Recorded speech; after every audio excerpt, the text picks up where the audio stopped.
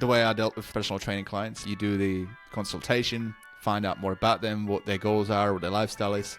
But that's no different to when we get a new SaaS customer. Very similar crossovers when it comes to what you need, right? You need to understand your body. You need to understand your clients. Same thing. Like you went from 50 to 500,000 followers in 90 days. Is that right? Yeah, it's no longer social media, right? It's interest media. If you keep people interested, they will stay engaged with your stuff. When it comes to, you just have retainers and you just bundle the subscription into it? Up to this point, it's very much getting them seen on social media and actually looking at the systems that they potentially have in place. What could they do to improve that? What can you do differently that would create that nice extra personalized experience for somebody? Have you ever gone somewhere and then someone goes, "Oh, is this your first time?" And if you're someone who's a regular, you're going to get very pissed off by that statement. Yeah. Would you like to leave a piece of advice? If you are somebody who really wants to grow on social media, just put in the effort. Hello, everybody. Welcome to another episode on the HighLevel Experience podcast. Our guest today is somebody who's quietly been building what most people in this space are still chasing, a real client acquisition engine. You know, the thing that just works for you and you get leads. Wouldn't that be nice? So he's not just posting content though for likes. He's not just posting with AI tools, but actually engineering systems that take attention and turn it into predictable revenue. He's the guy who took an audience from 5,000 to over 500,000 followers in under 90 days. But here's the interesting part, for me anyway. He'll be the first to tell you that none of that matters if you don't have the backend to convert it. And what's intriguing is, while everyone else is obsessed over hacks, trends, and the next shiny AI tool, he's been focused on simplifying the game. Building lean, scalable systems that capture every lead, nurture every conversation, and turn what most people call content into an actual growth engine. Behind the scenes, he's helping coaches and service-based businesses stop guessing and start installing what he calls a client acquisition engine, where authority, lead capture, conversion, and scale all work together seamlessly. And outside of business, he's living it too, balancing growth, performance, and family life as hands-on dad, coach, and entrepreneur who practices what he preaches. So please welcome to the show, Dan O'Sullivan.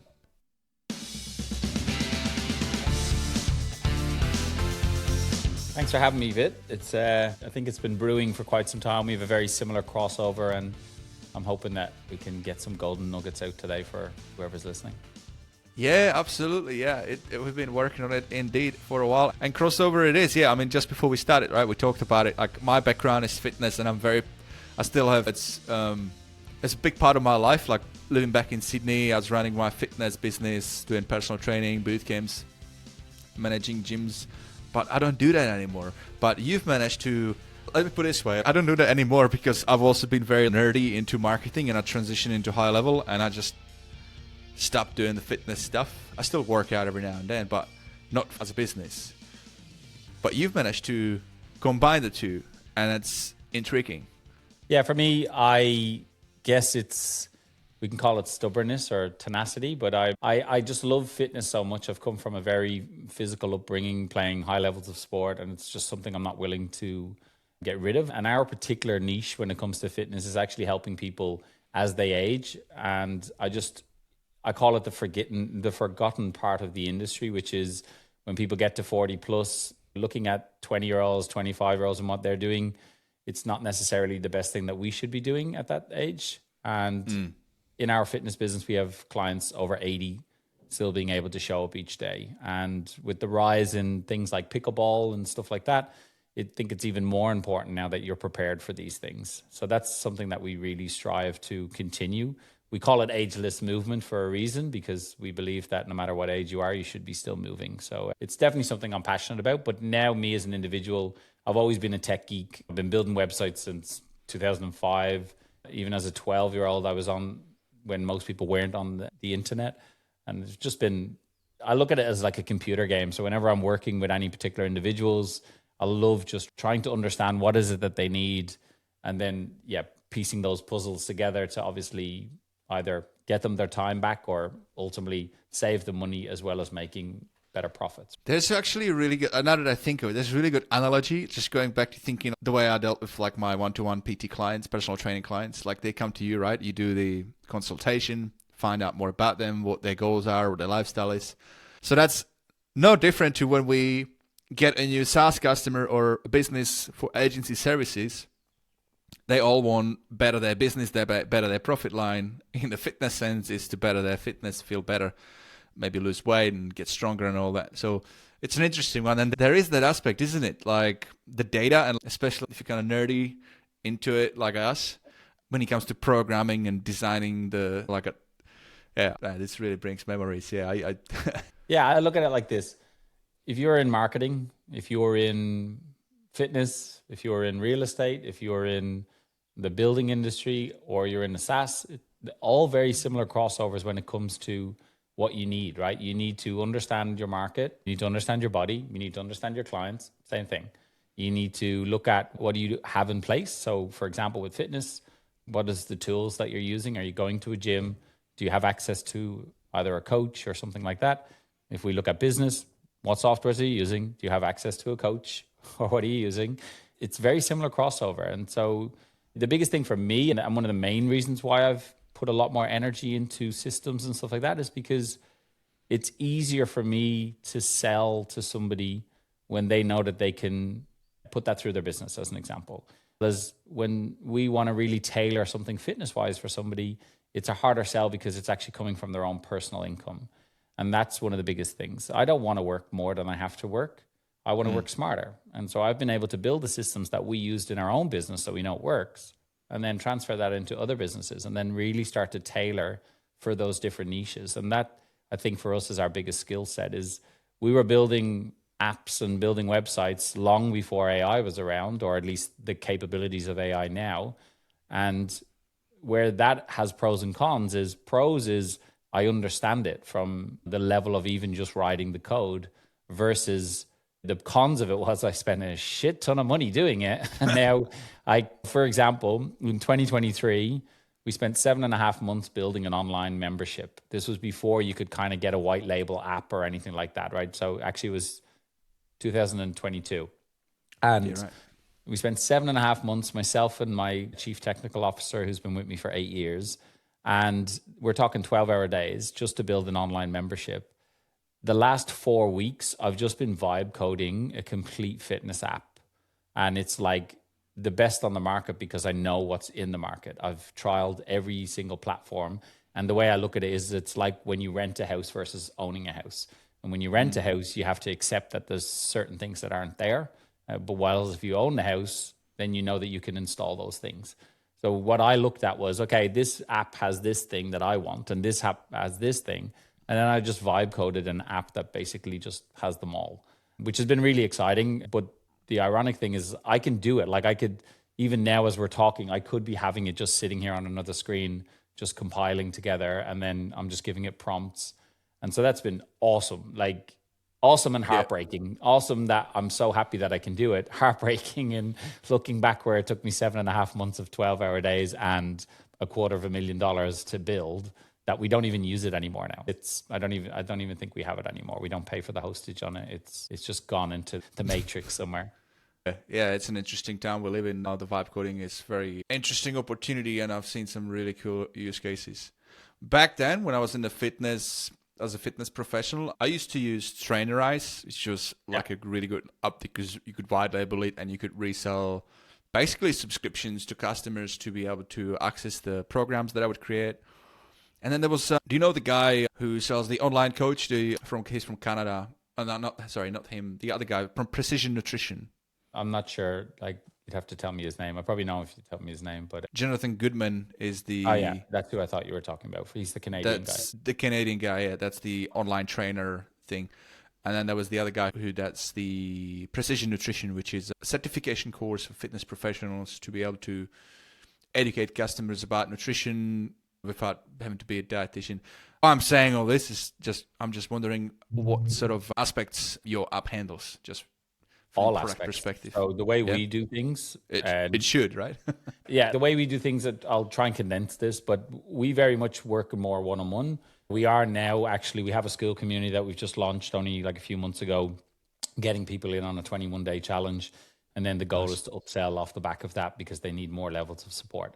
So in all industries now, people aren't paying for the information, they're paying for the implementation, accountability, and support in any field. So even now when it comes to tech, that's exactly the way we approach it. We help implement it, and then we give them the levels of support they needed. Same with fitness. So with our fitness app, very much when you've got two options, obviously. One is we help you. The other is you do it yourself.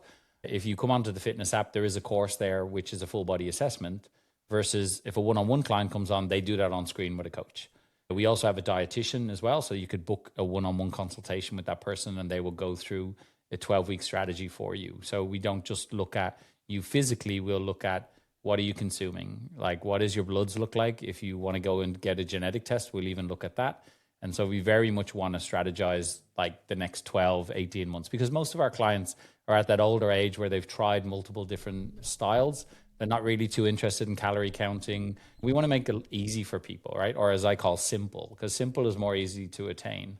And if I can simplify things for you, and this is why you're doing it. Yeah, you don't really enjoy this aspect of it just yet, but that's why you need a coach to keep you accountable. Because if you didn't, you would be doing this yourself anyway. And as most of the exercises we haven't reinvented the wheel, but what we are doing is we're knowing when you need that exercise, when do you need to change that exercise, how can you progress from it, and ultimately, if we're not progressing from it, how can we change a variation to still get the same outcome?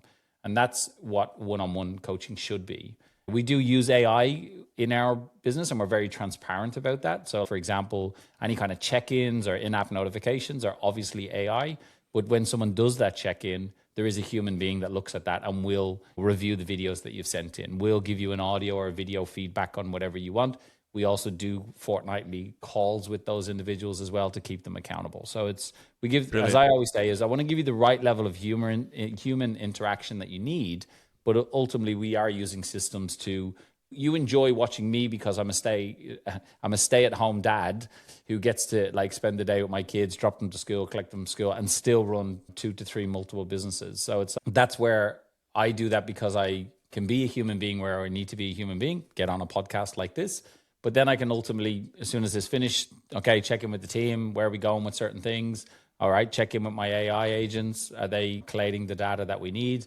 And ultimately, that's what's saving me time now. Yeah, massive amount of leverage. And I like, just back to the app, what you're saying there, because my wife, she signed up for a fitness app. I don't know the name of it, but they were upselling a fitness coaching component. And it was, I don't know, a couple $100 a month. And naturally, you'd think, okay, that's going to be a real person for sure. And it wasn't. It was just an AI. All the touch points were AI. And I get that you have to have some of that in there because you got to make it scalable, but you definitely have to have that human component because otherwise you just fade out from the app. So the fact that you've done it, it's pretty impressive. Actually, going back to you, I think I know this is a HighLevel podcast and we're going to get into all the good stuff, guys. Don't worry. We'll talk about a strategy, how Dan's managed to get pretty large following. We'll get to that. But why I wanted to talk about this initially at the beginning of this interview is because I think fitness is so important. And we don't talk about it much. I know that my fitness definitely has deteriorated. Hasn't been really great. I haven't been that consistent with my training and everything. If there might be whole more people out there who are listening, high levelers, all of us sitting in front of looking at the 21-inch screens. Most of us have more than 2 screens or more than 1 screen, that's for sure. And it's just important to, just remember, just look after yourself, guys. Like fitness is important. Yeah, I guess that's what I'm going to say. And obviously you've got something that you're working on, so that could be a good option to look at for everybody. Yeah, it's one of the biggest angles that we're actually going at now. I mentioned pickleball earlier, but actually it's the fastest growing sport in the world, but it's also got the highest rate of injuries because people are shutting down the laptop and going and playing pickleball because their mate told them to play it and they haven't done anything in the last 5 years. So we're just about to launch a pickleball mobility program as well. So yeah, if anybody's into any kind of racket sports or paddle sports, it's definitely going to be effective. The reason why we're doing that is because it's something I'm passionate about. I'm not in this industry because I'm some unicorn. I'm in the mobility space because I'm somebody who has had more injuries than I can care to bore you with. But I've still been able to do amazing things. And that's what I advocate for. In terms of business, I noticed that when I'm on point with my training and my nutrition, I'm a better dad, a better lover, and I'm also like more present with my team because I'm more motivated to be working. I do factor in, I do drink alcohol. I'm the sort of person who could drink alcohol every weekend and then all of a sudden not drink alcohol for 6 months. So it really depends on what I'm doing. But I do notice that when I drink alcohol 3 to 4 days, I'm like just nowhere near the motivation that I usually have. And that's the one thing that I advocate for with most of our clients is that everything is a give and take, or I call it tug of war. And it's, as long as you accept whatever you're doing, you can choose your hard basically, right? Yeah. So you choose your hard. My hard is that I'll get up at 4:30 in the morning and I go to the gym because then I know that everything else after that just makes my life better. Yeah, getting it down first thing in the morning. I like that. That's probably the best way to go. I've tried so many different things. Afternoon, like morning you work out, and sometimes like the body doesn't feel like fully like ready to go. But then with what you do, it's easy to put it on a second rail because once you get into the meetings in the day to day, and then my kid comes from school and yeah, all right, morning time. There you go, guys. Get into it. And undercommit to overachieve. Like most people say, yeah, I got to do this. It's the same with business. It's the same with showing up on social media, which we'll talk about. If you're not posting on social media, you're not going to go post every day. If you're eating shit, you're not just going to completely transform your diet. If you're not training every day, there's no point in you saying, now I'm going to train every day. It's let's find the number that is achievable and then you add more to it. Same with business, right? If I'm going to do 10 calls today and I haven't been doing calls, maybe 10 calls isn't realistic because you might be good at how am I going to get that person's attention because they probably want to get me off the phone. Like all these strategies that come into place in everything that we do, they come into place because you put in the hours. So for me, if I'm going to train, yeah, okay, I might get 6 hours done in 1 week, which takes you 2 weeks. So you just appreciate that I'm going to achieve the goals quicker than you because I can be consistent with that. There's no point in you going 100 miles an hour and then in 4 weeks you go, I can't continue to do that. And that goes even if you have a business as an example. Like the reason why people excel is because they just embrace the suck long enough that they then now understand what they need to do. And the ones that I see who grow the quickest in everything is because they delegate from as early as possible. Get rid of your $10 tasks, get rid of your $50 tasks. You are more important than that. And that's where we can obviously talk about systems and how that kind of helps us. Yeah, 100%. And I think we can also talk about the rate of adaptation. There's good synergy there. So like adaptation with your physical, like your human body, when you start working out, if you go 0 to hero and you smash yourself in a 2-hour workout in the gym, then you're not going to be able to walk for 2 days. And you might like suppress your immune system, get sick, and all that stuff that happens, right? We've been there. Adaptation has to be done in a particular way and slow steps and progressively. And adaptation in SaaS, when we get new customers, that is bread and butter. That's what like retention is built on, right? Quicker adaptation, make it more sticky, get clients win. Now, so you're running a SaaS business as well. It's called, what is it called? Systemations? Yeah, so we don't really work in the low ticket offer just because I find it a bit of too much of a headache for me. Like I want to help support people. So at the moment, we very much work with real estate agents, builders, tradies. We do work with a couple of fitness professionals as well, like more high-end, like fitness influencers, if you want to call them, because we know that what works in our system can be easily transferred to other kind of high-performing coaches. So we very much like to custom build things. I just, again, relate it back to that puzzle building. I find it quite interesting, but we do mainly help a lot of people with their social media strategies and how we're able to post consistently across different platforms on multiple, like I post fitness content, but I also post business content on 2 separate pages. And so we definitely help people with that strategy, which can kind of lead us into talking now about how we did it and obviously how we help businesses, because that's ultimately what we use Go High Level for.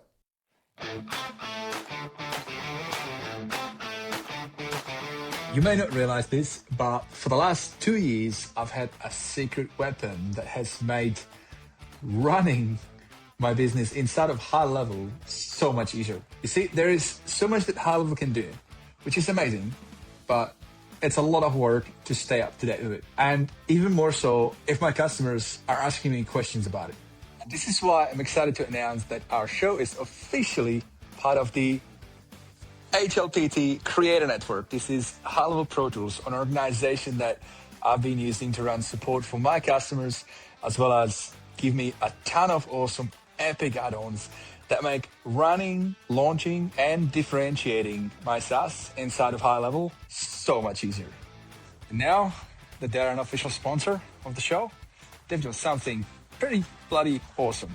If you go to hlpt.com/experience, you can get one of their incredible tools absolutely for free. No purchase necessary, just for being a listener on the show. So head over to hlpt.com/experience, grab that free tool, and I promise you this is going to improve the conversion rates on your page. Check out all the other stuff that they offer and tell them that Pete sent you.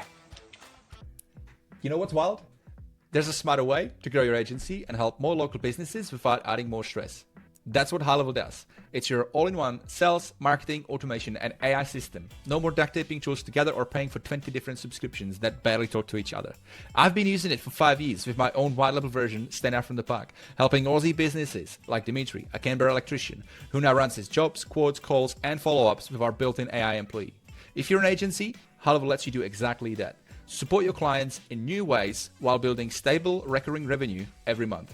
And if you're a local business, partner up with somebody who knows your market and your industry. If you're in Tasmania, my mate Jared from Boulder Digital, for example, has you covered. If you're in Canberra, that's my turf. Check out standoutfromthepack.com.au and we'll get you sorted. The point is, there's probably a high-level agency or SaaSpreneur near you.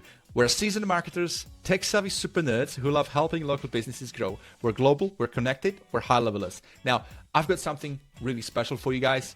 I've negotiated an exclusive 30-day HighLevel trial that's double the usual just for you. Sign up your agency through gohighlevel.com/vid or upgrade your existing plan, and I'll hook you up with over $3,200 worth of bonuses, resources, templates, and snapshots I normally give to my private clients only. So whether you're scaling an agency or leveling up your business, start with the right system.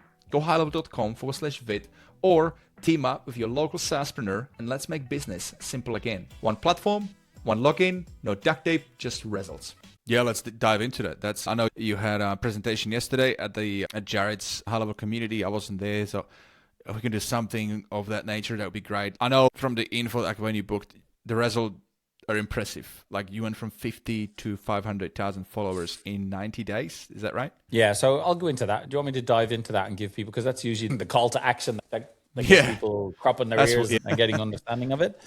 So I'll put a bit of context behind this. For 4.5 years, we posted quite consistently, but with no strategy. It was just because at one point I was addicted to handstands, which is where handstand came from. I was a handstand coach and my name's Dan. And then I used to post pictures of me doing handstands all around the world, basically. Wherever I was, I would put handstands on. I used to do it every single day.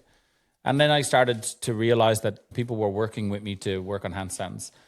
But a lot of these people didn't have the body that was prepared to do handstands. And that led me into then focusing more on the mobility aspect. I was working as a mobility coach in Sydney at the time. I lived in Sydney for 8 years before we moved up to the Gold Coast.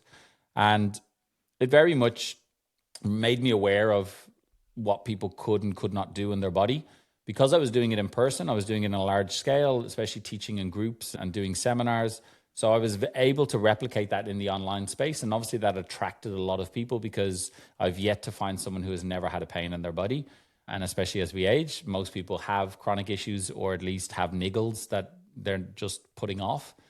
And it took me 4.5 years to get better at being who I was as a human being in person in an online space. And what I mean by that was, for a lot of people, they're camera shy, don't know how to start. And when I look back at 2017 videos of me, I cringe, right? They were shit. But they got less shit, then they got good, then they got better, and now I like to think that they're pretty damn good. And the 4.5 years of the reps was what got me to really understand who I had to talk to. And then what happened was the algorithm changed around 2022 in the fitness space. So, not the fitness space, sorry, in Instagram and social media. TikTok kind of changed that because they made it performance-based. And this is still very relevant to today, which is why I'm highlighting it. And the relevance is that it's all about attracting people's attention and actually getting them to continually engage with your stuff. And it's no longer social media, right? It's interest media. If you keep people interested, they will stay engaged with your stuff. The biggest problems that I see with most people, and this is how we grew, was that people will try for a week or they'll try and like scattered posts.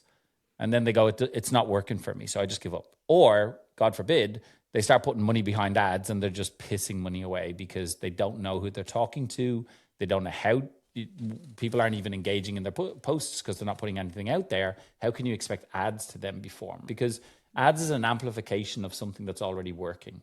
But most people make mistakes because they go and they get a marketing agency, they pay them $6,000 a month and they put 20 grand behind ads and they're not getting the ROI. So in my opinion, and what happened to us was we're going to go. I was listening to all the gurus in America who were doing it very well, the Gary V's, and I didn't even know who Alex Hormozi was back then. I don't even think he had popped off then, but Gary V especially. And he was just like, just do the fucking work. Just show up every day. And I was like, okay, I'm going to do it. I'm fed up listening to this guy. I'm just going to put action behind it. I started on TikTok, posted every day, 3 times a day for 90 days. And we went from 0 to 70K. Now, we haven't really been using TikTok with the same strategy, but it still sits there with over 70,000 followers. But we then moved that strategy to Instagram. And I just posted a particular video that I knew had popped off on TikTok. Anyway, long story short, this video went to 14.5 million views. Wow. And what happened off the back of that was, because it was a video that wasn't just me doing a viral TikTok dance, it was actually me talking about the industry that I'm in, being an authority in that industry and doing something that was very actionable that people would either get the positive or a negative response from, and were more likely to send it to somebody else because they'd be like, hey, I tried this, it didn't work for me, you try it. And then we noticed that people were really engaging. The key element here, though, was because we had so much more content still there as well, people stayed on our page. And what happens with a lot of people when they go viral is maybe that video wasn't anything relatable to what their page was. So maybe that video popped off, people came onto their page and then went, there's no relevance here. And they just don't bother following. Whereas mine was very definitive of what I was, what that video was entailing. And then so when people came onto my page, they went, this guy actually does know his shit. This is really good stuff. I'm going to follow this person. And we knew it was coming from that video because that video obviously went crazy. And then there was this knock-on effect. It was like every time I opened the app, there was 100 new followers, 100 new followers, 100 new followers. It was insane, like batshit crazy what happened. And it was like I had to turn the notifications off on my phone because it was just like, as you can imagine, there was 250,000 shares from that one video. And then the next videos were getting like comments on it as well. So it was just a spiraling effect in a positive way. The negative was, I thought I was good at systems at that point, but we didn't have a lot of the, like what now, at the time, Go High Level didn't have the trigger where they can capture a word and then send them the thing. Comment below, ManyChat, I don't think was out yet, or maybe it was, and it just hadn't been brought to my attention. So there's probably, I would say, millions of missed opportunity from that, which I try not to think about too much because it'll make me sick. But from the positive, we then became a lot more known in our field. And then we had a lot more people reaching out. And we've now been able to teach other people that strategy in different industries because ultimately the same strategy goes behind it. And then it's understanding that individual. So if you're in the building space, I want to understand who you are. It's not a case of everybody does the same thing, because if you all do the same thing, it's not going to work, which is what happens now, right? You see people using the Alex Hormozi captions. You see people really highly edited videos with all these B-rolls. Everybody's doing the same thing. Guess what? You just fall into the ocean, right? Yeah. So I guess what from a positive, because let's not be negative here. From a positive, what I tried to say to people is give yourself 90 days. You want to post at least 3 times a week, at least. Video. Just ideally. And I'll tell you why, because if you're just posting AI shit, everybody else just looks at the same thing. You're not going to pop off. You're not going to become interesting, especially if you were listening to this. You're probably already savvy with tech. I see so many people talking about Claude Code now, and it's, okay, cool. They've got 400 or 500 comments on it, but it's just people looking for a quick checklist. They're not going to want to work with you. They just want the information.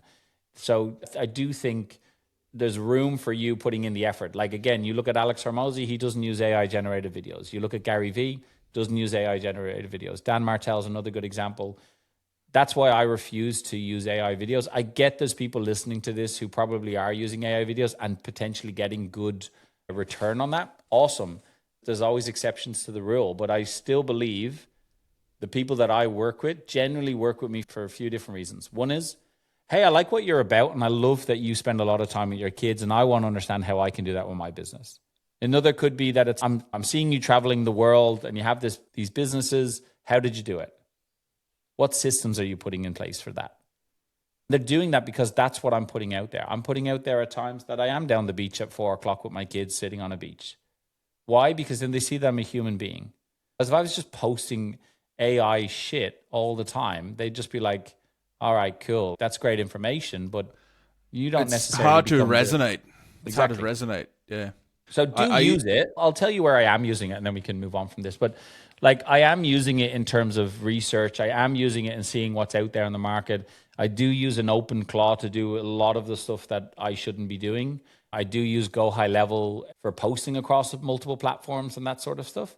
So that's where I do see a benefit. But make no mistake, the content that it writes for you, you still have to have the knowledge behind it, because you got to change it to sound like you. You've got to, all these things you see online where it's grab this prompt. I'm like, the prompt is only one aspect of it. It's still, we've come from a similar industry. We sound totally different. So it's, if you're just going to put out this generic caption, it doesn't sound like it. Like, people like that I use Irish terms in certain things. People like that I still put in my accent in my writing, because it's me, right? That way I'll still use AI to build that whole description, but then I'll get in and make it sound like me. That's the point. And it has to resonate with me. If I don't believe in what it said, then I'm going to change it. And that's, I think, the biggest problem that a lot of people are doing. It's the best way to relate this is, if you want to lose weight, you could go onto YouTube and find the best program, but you have to know what you're looking for. Do you differentiate content that you create for a personal brand versus company, or do you just do all personal? So I said this yesterday actually on the call. I think it's important that you collaborate with both. So if I'm putting out a fitness video, I'll very much collaborate with Ageless Movement, which is our platform. If I'm putting out a tech or a business or a branding video, I'll very much collaborate with Systemations.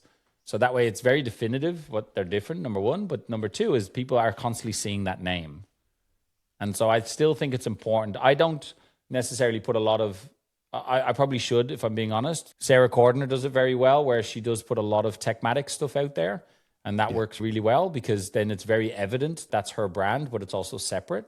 But then it also shows quite quirky stuff. So if you're listening and you do have a Go HighLevel white label, like actually putting even just some of the troubleshooting calls that you've gone through onto a YouTube channel is probably effective, because when someone comes down to, I mean, a lot of us have white labels, but ultimately what comes down to a lot of the clients that will stay with you is the level of support that they get. And that's something that someone like Sarah does very well, is that she does have really good support for these people. This is more, I guess, geared towards the people coming in for just the software, right? While as, let's say, the people who we like to work with, I prefer having, the goal for us is to potentially get to 100, 200 sub accounts, but they're more done for you, a bit higher touch points. I had trialed a lot of the lower ticket offering, but they just require so much of your time. It just, for me, it just wasn't, it didn't resonate with me. They're like, someone's paying you $97 and then they literally want you to promise them the sun, moon and stars and do everything for them. While as I can have a business owner who just wants the results, and I can just get my team to be awesome in there. Both parties are happy with the reciprocation. It's an interesting one, because the way I approached it is a bit of a hybrid. I was like, I want to have a bit of a flywheel. So I want to make it easy if somebody gravitates to just use our tools, use a platform. I still manage to put my pricing like $297 is the lowest. And then we got $497 and $797. But the way I did it is just, like, in my view, is the subscription recurring revenue is very appealing to me. And if I build a good system around that, scalable when it comes to onboarding and support, then that gives an option to certain segment that just want to use it, DIY, and we have all the resources. But it creates opportunities if somebody wants agency services to get done, then we can sell them too. Vice versa, we can also approach the buyer journey from many different angles. So we can go direct to subscription, direct for a trial, or do the whole, and this is more like a higher ticket business that can afford it. We would do discovery into a strategy, which is Troy's very much working with that strategy, from discovery to strategy, Troy Dean. And I like that, because then you can pitch the outcome and what can be done, and you can go like a 20K thing But I would still say, okay, Mr. Customer, Mrs. Customer, this is going to be this much, and this is going to be over the course of 12 months, and we're going to roll out all these cool automations that are going to give you more scale to your business. But there is a subscription component that you pay, so that I always make it clear that like you pay for the fulfillment, and there's going to be work to be done. But I just, for some reason, I decided to go that way. I don't know if it's the right way, but how do you do it? Do you when it comes to, you just have retainers and you just bundle the subscription into it, or do you have that as a separate item? So we up to this point have been very much, especially with the customer acquisition engine, it's very much getting them seen on social media and actually looking at the systems that they potentially have in place. What could they do to improve that? What do they not need? So it's very much that consultation aspect. And then it's, okay, now we need to build X, Y, and Z. So we kind of say, this is the price up front. It's going to take, we always overshoot. We always deliver quicker than we say we're going to deliver. So we usually say it's going to take 90 days, but realistically, we're usually done within 6 to 8 weeks. And even now with vibe coding, it's even quicker, right? And then it's a case of, look, this is the initial 90 days. That's our time to build everything and start to prove to you the system. And then it's just with the customer acquisition engines. And then it's $3,000 a month after that point, and it's just month to month. And we do that because then we're like, now we can show you the strategies and what's included in that, you see, which is a little bit different, I guess, from other agencies. We do offer it's a full done for you in the context of they get 12 short videos edited. They get the strategy behind it. So they just get told, hey, 2 hours a week, this is what I want you to do. You're going to record this video and then you're going to put it into a Google Drive, and that's all you got to do. And we're going to do the rest. Okay. That's where that works really well for these people, because they haven't been showing up on social media. And now they're like, actually, do you know what? This sounds really good because I fucking hate social media.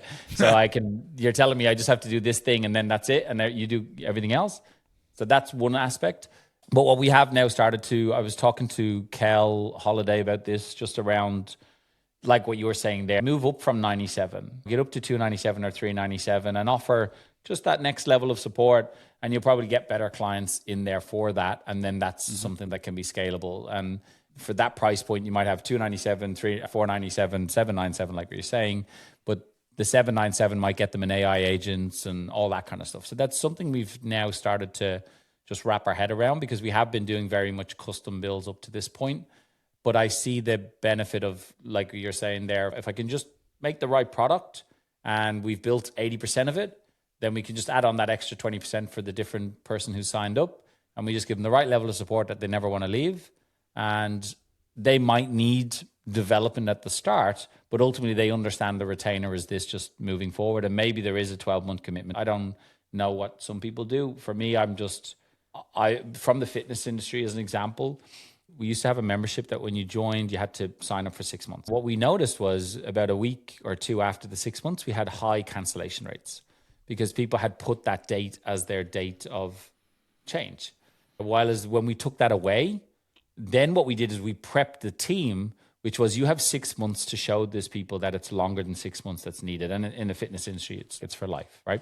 And what we noticed is those people who we could get to 12 months would just stay. The churn rate was completely gone.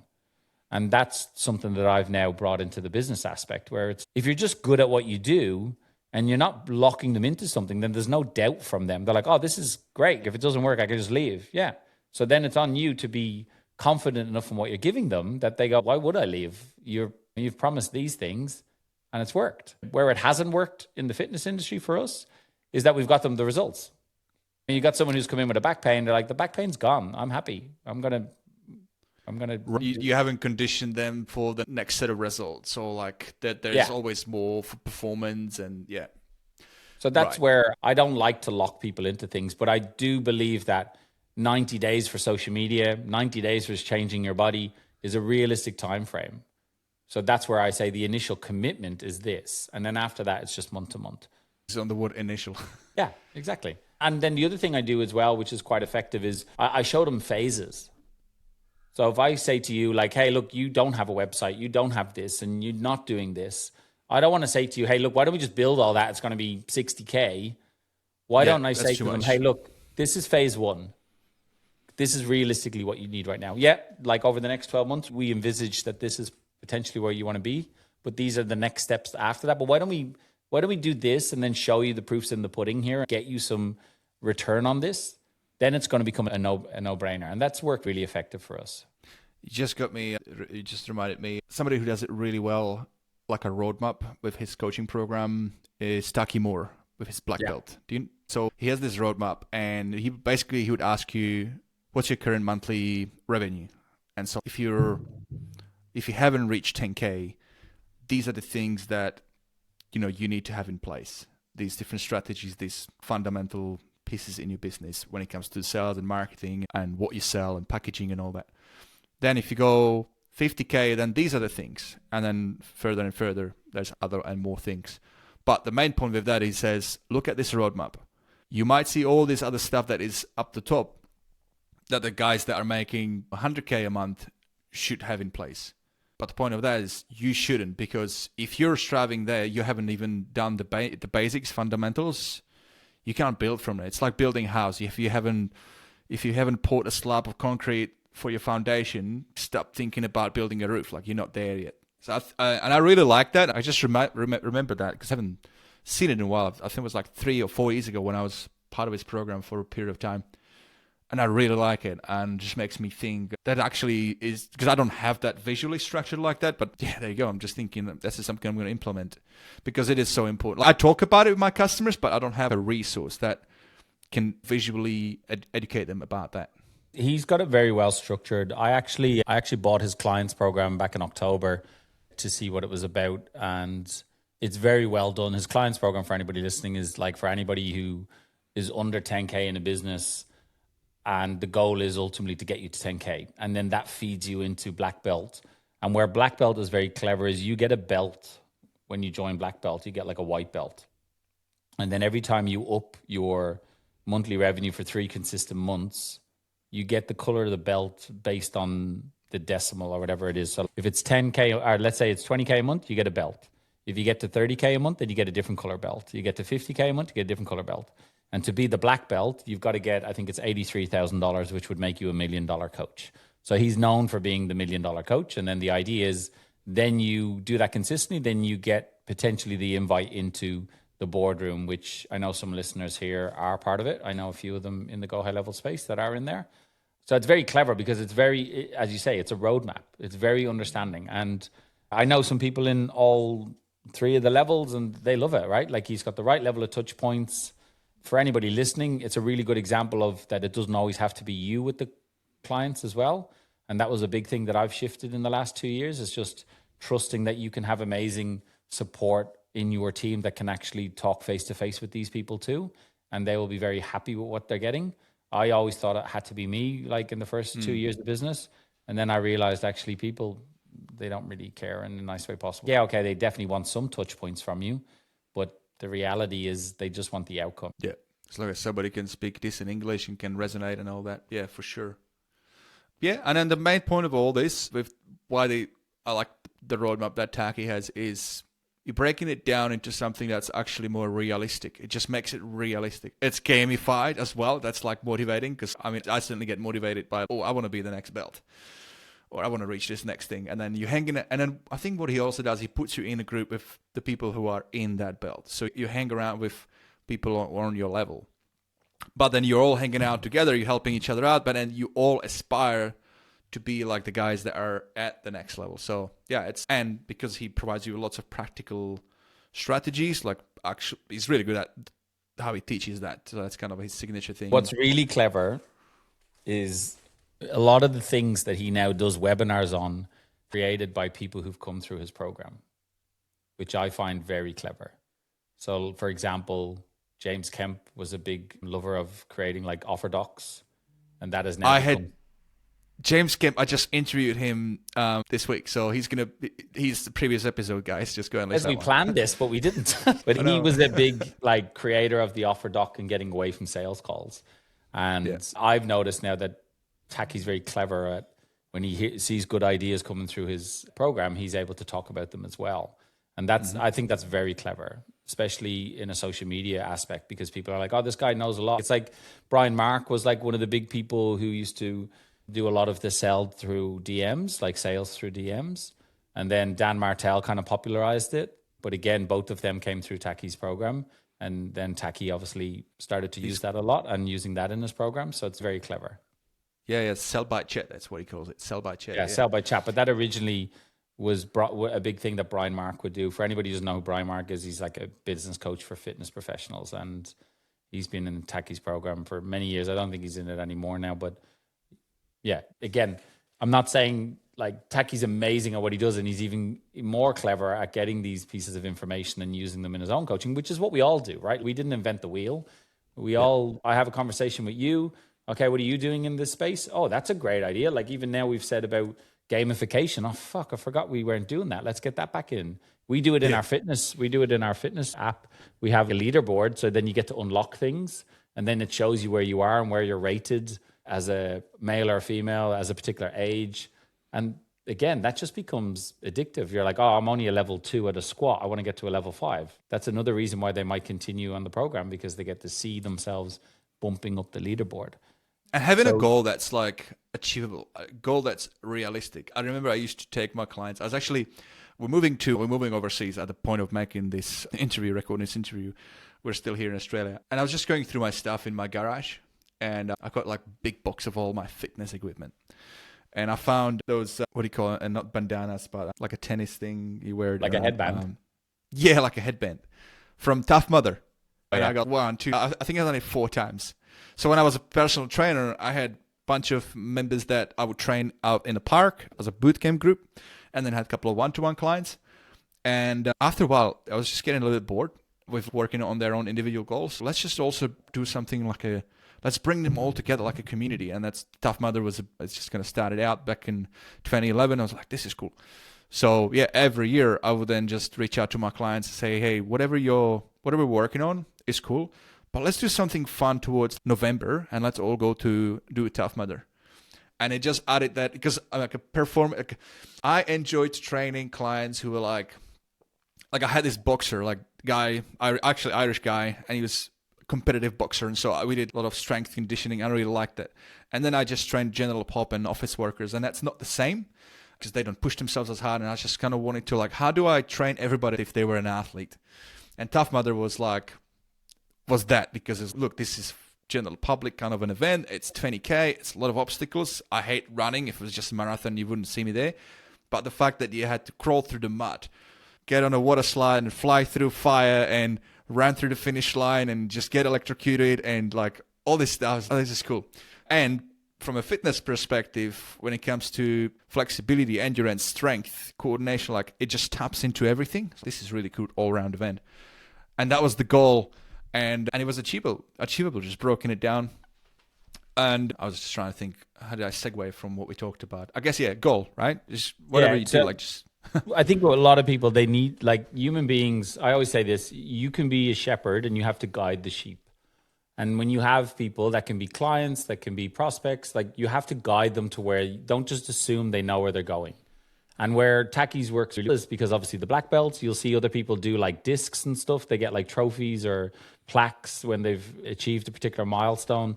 I've been guilty of not doing that. And let me tell you, it's really effective for people. If you have a business and let's say, for example, you've just broke their best month for them, send them something like, it's, hey, we're recognizing that, because then what happens is they know that you're monitoring these things.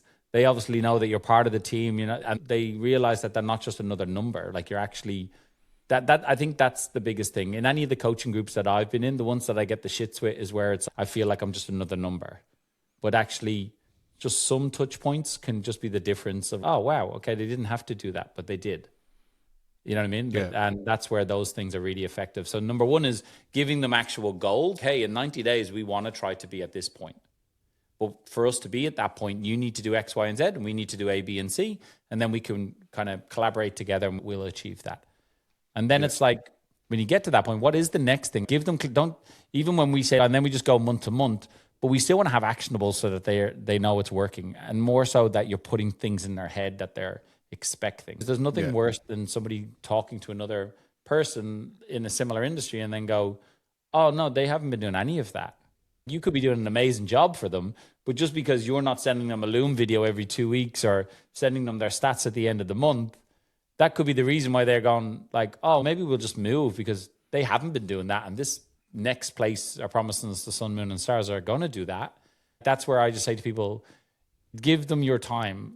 Like Jonathan Goodman was one of the first people that used to send like an audio. So he, instead of writing to people in a DM, he would just send an audio, and then someone would be like, wow, he didn't have to do that. But in theory, like ironically, it's quicker than actually sending a message. Yeah, it is.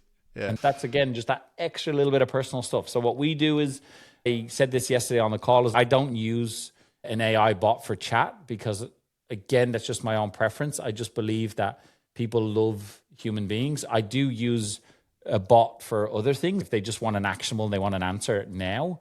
But for that kind of DM structure, I know there's a lot of people who use like CloseBot and stuff like that. I still just keep it as a human being. And so when I am writing to some people, they'll be like, there's no way this is you. And then I'll send them a video or I'll send them an audio. And that could be the difference why they sign up, because they're like, oh, fucking everybody's using bots. It was so refreshing to actually talk to a human being. Yeah. And if you're just manually typing it out, you can still use things like WhisperFlow. So you can still get a lot of leverage. I use WhatsApp. WhatsApp is getting better. Like just the audio, like you can audio to text. Yes, WhisperFlow is good because, for example, if I said VIT with my accent, it might spell it differently. But then if you correct it, it saves that. So every time I say VIT, then it knows that's VIT. And that works. That's where it works really well. The audio to text hasn't caught up with it that well. That's one of the big differences I see with them. Yeah, still way better than Apple's bloody Siri. It's so I used to be such a big fan of Apple. Like their products, everything was like so good. And I don't know what happened, but they really missed the boat. And I've stopped using Siri. I'm in the car driving and like, hey Siri, can you call? Oh, no, it doesn't. It's like, what's happening there? Anyway, that's a bit of a tangent. But under promise, over deliver. I think it's just such an awesome strategy and so easy to implement. It's just set up all your public facing information to clients when you're onboarding and just add extra 20%, like we're saying, like, we'll do it in 90 days, you actually do it in 16. So under promise, over deliver, and then little things they wouldn't expect as well. I was at a SME business breakfast this morning, and a bunch of SMEs, and there was a lady who is a director of a family-owned hotel here in Canberra. And we're just talking like reinventing and how they attract tourists to come to Canberra and how they go about getting more bookings. And the SME breakfast that I went to was in the Canberra Innovation Centre. It's a really cool place, by the way. If you're ever in Canberra, go and visit them. And the theme was AI, how you use it in your business and how do you see AI around, like in your environment working. So it was all about, it was actually a really good spot for me to be in there. And then I was at the table with 6 people and I just mentioned that that's what I do, like help businesses implement it. And then we just brainstormed. And I said to her, one of the ways you could do is like when you get people to book in, obviously getting their contact details and they paying, booking a room.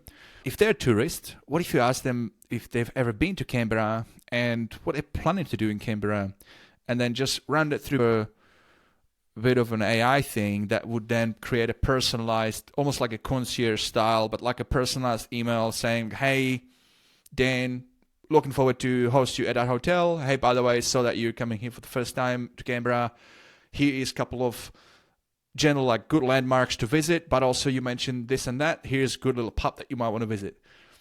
Things like that. Like I mentioned that to her as just a bit of an idea, but it's just those like, and I'm just sharing it as an example, but again, just getting you guys, as you're listening to this, if you're running SaaS, if you're running agency, what can you do differently that would like impress, like create that nice extra personalized experience for somebody as they are coming through your funnel, whether they're a lead or a customer for onboarding?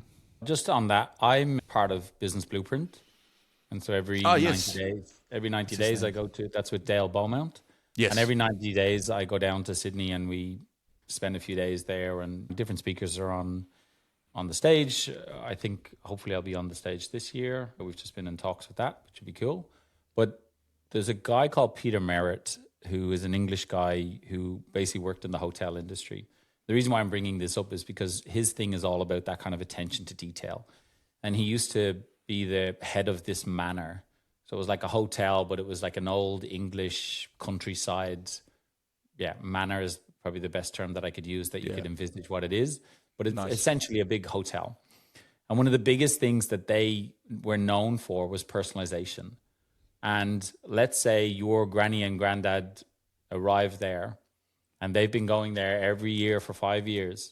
It is essential that he would be at the gate or at the entrance as soon as they arrived, and he would address them by their personal name, and he would have something like there's a touch point there of what we're going to Bottle talk of about. wine, or yeah. Just also a conversation so that it's not just I know your name because I have a list here, but actually something. Oh yeah, how are you going? You still into the golf? Or how was the hip surgery? Like something that they knew. So they would compile these informations and they would build a profile on each person that stays there. And the reason why they did that is because he gave an example. Have you ever gone somewhere and then someone goes, "Oh, is this your first time?" And if you're someone who's a regular, you're going to get very pissed off by that statement. Yeah. You're like, what do you mean this is my first time? I'm always here. And there's price points to this. If I'm spending £1,000 a night to stay somewhere, you bet your bottom dollar you better know my name and you better know things about me or I'm going to be pissed off. And that's where I learned this from, I was in the car industry for 10 years. I was a car salesman and I worked in like leasing and all that kind of stuff. And that was the biggest thing for me was I do it whenever I'm talking to a business now on a call. Get relatability, find out from that individual, know their name, know their interests, because that's the difference with the AI space. You can use AI to collate that information, but make sure you're using it because that's what could be the difference between you getting them as a client versus not. So you said it earlier, is it your wife or partner?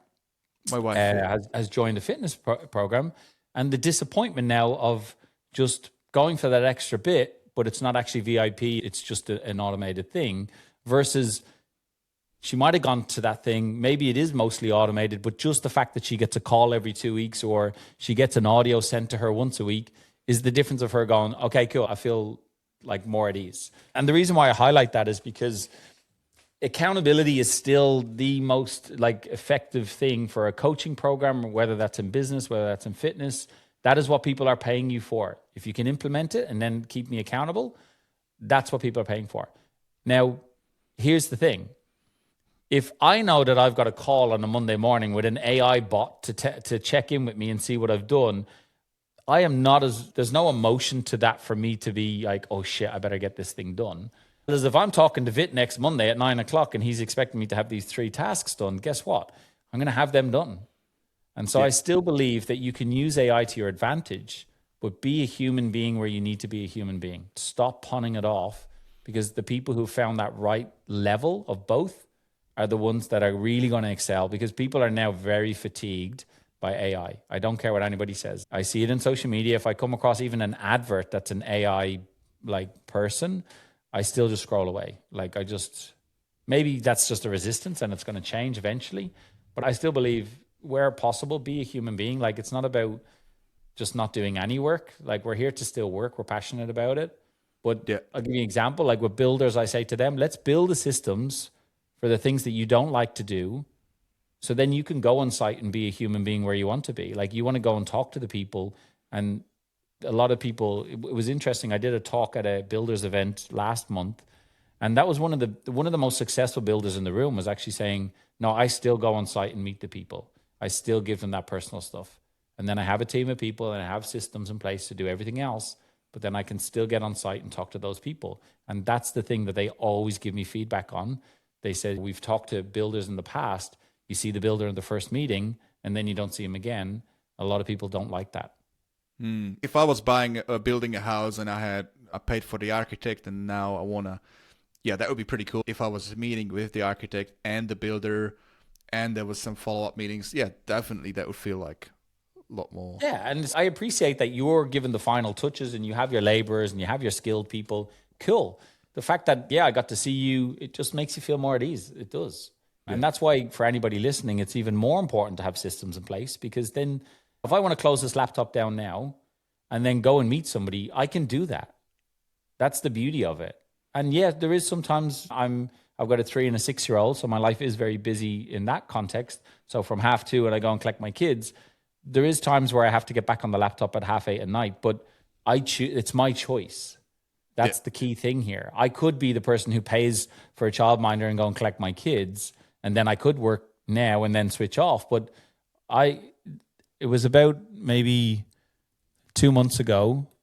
I was asking my daughter a series of questions, and I asked her, what's the most favorite thing that you do with daddy? And her answer was that he collects me from school. And so I was like, you know what? I'm not going to give that up. Like, the fact that I can stand there and watch her come out of school and come running towards me and give me a big cuddle. There's going to be a time where she doesn't want me anywhere near the school. Don't come and collect me. You're not cool anymore. I don't think she'll ever be like that, but that is reality. And the data suggests that you spend 75% with your children up till the age of 12. And then after that, it starts to deteriorate. I think at 18, after that, it's like 25%. So it's my wife told me that 2 weeks ago, literally this. And I was like, wow, holy shit. Yeah. So for me, I'm like, for the first 12 years of both my daughters' lives, I am going to be as present as I can be. They'll make better male decisions as they're older. Daddy and how daddy has treated me is what I will only tolerate from men as I move forward in life. So for me, that's more important than anything else. It's like I can make a good living, which is what we do. My fiance now, for the last 6 months, had moved out of corporate, and now she's just got her dream job literally yesterday. I can't talk about it yet because it hasn't been announced. But so she's now in a great space. I'm now in a great space. Our kids are living the dream. And for me, I'm like, that isn't luck. It came from hard work that we're doing. And now we can do smart work. So for any of you listening, it is hard work at the start. You do have to graft. Don't let anybody tell you any different. Business owning is hard. But then you get to a certain point where you can be smart because you've done the trials and tribulations. You've either cut time by working with really good coaches and they've been able to give you the trials and tribulations of what they've gone through so to minimize you making those mistakes. And ultimately, I can't stress the importance of just keep showing up even when it is hard. I think Alex Hormozy always talks about this. It's always hard. Don't think there's going to come a day where it's not hard. It's just you're going to earn more revenue, hopefully give yourself more time back. And off the back of it, you're just living the life that you choose. And I think that's what everybody should be striving towards. 100%. That's good. That's a good way to end this interview. And highlight to all of you guys listening, if you're agency owners, whether you want to be pure agency or SaaS or hybrid, in any case, if you're using HighLevel, like we're all using HighLevel, we have this incredible platform that gives us that opportunity. I'm relocating to Czech Republic. My business doesn't get impacted. I can run it from anywhere. It just really gives us this incredible freedom and lifestyle and what we can do. Yes, you have to like set up the processes and the right model and all that, but we truly have what HighLevel's done for us, for this industry, is truly remarkable. So it definitely is. The one thing I'll finish on is it has got me to the point of when I used to use all these other softwares and have to connect them and pay for all these different plugins and subscriptions. I know people give out that sometimes they release features too quick, but if we look at it as a whole, it is making our life a lot easier. Yeah. Dan, would you like to leave a last parting piece of advice before we wrap this up? If you are somebody who really wants to grow on social media, just put in the effort. Just keep posting, post interesting things, post the things that you problem solve, because people want people who are specific. Don't just post general advice, and you will naturally see your page grow. Brilliant. I'm taking that advice. Dan, thank you so much for being on, mate. How can people find you if they want to get in touch with you? So you can find me, Systemations is one aspect, danosullivan.com is the other. And yeah, if you ever need any help with social media, we are the people to go to. We'll make it simple for you. Brilliant. Thank you for being on, Dan. And guys, thank you so much as well. Thank you for listening to today's episode on the HighLevel Experience. If you've enjoyed today's episode, then please share it with your fellow agency mates and HighLevelers that you think would also benefit from listening. If you're in the HighLevel official group, if you see anybody asking questions and you know that we've covered those questions, we've provided some solutions by means of a strategy being shared by one of our guests, please just do me a favor, do them a favor, just drop a link. If you just head over to podcast.highlevelexperience.com, it's got a library of all the past episodes. It even has a search function, so you can search for it. And yeah, just drop a link. It means a lot to me. It means a lot to them, I'm sure. And we can all help level up each other. Remember, rising tide lifts all ships. And so that's what we're here to do and help everybody, including myself. I'm learning so much as well. So yeah, thank you guys again. For show notes, links, and extra tips to help you grow your agency or your sales of HighLevel, please head over to highlevelexperience.com. Thank you, and have a great rest of your day, everybody.